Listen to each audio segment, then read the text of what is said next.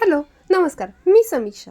आज सुट्टी होती म्हणून निघाली होती. मी आणि परवा आम्ही दोघंजण निघालो होतो मच्छी आणायला. हा माझा नेहमी सुट्टीच्या दिवशीचा प्रोग्राम आहे. तर गाडी काढली, गाडीमध्ये बसलो आणि त्याच्यानंतर मी थोडंसं शूट करायला घेतलं आणि परवा बघा असा बघत होता. तर गाडी काढली आणि मी पोचलो फिश मार्केटला. फिश आणण्यासाठी तिथे खूप सारे फिश होते. अगदी फिशचं खूप मोठं असं मार्केट आहे. ह्याचा व्हिडिओ मी तुमच्यासोबत आधी शेअर केलेलाच आहे.